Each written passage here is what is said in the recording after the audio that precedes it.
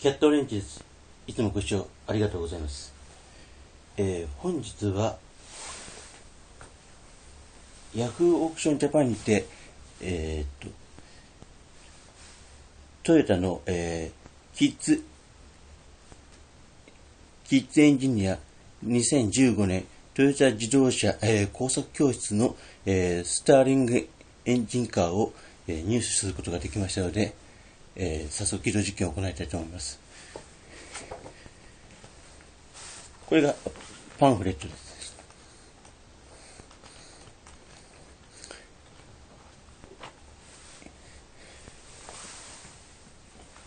要は若い、エンジニアの卵を、育てようという、産官学の、共同体によるプロジェクトの一つです。これが本体です。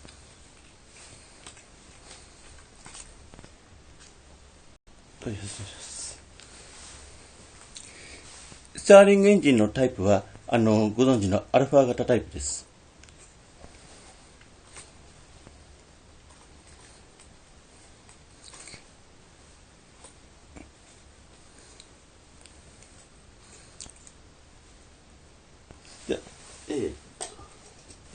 燃料はバーベキューやキャンピングで使うアルコールの固形燃料を使用します。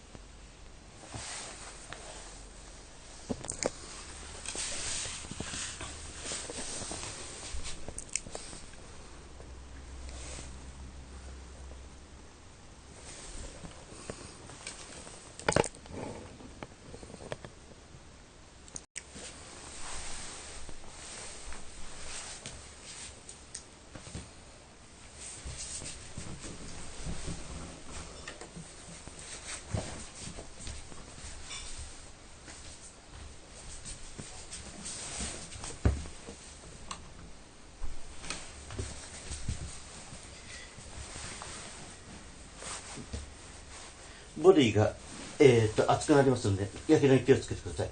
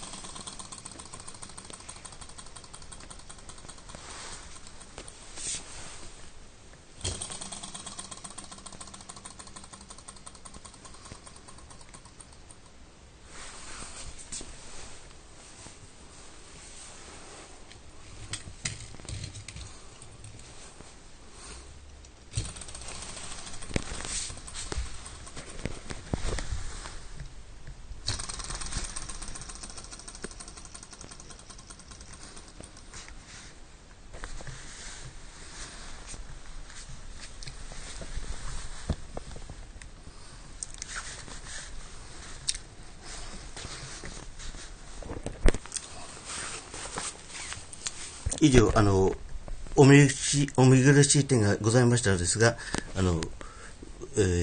以上で動画を終わります。もうちょっと調整すればよく回ると思います。以上です。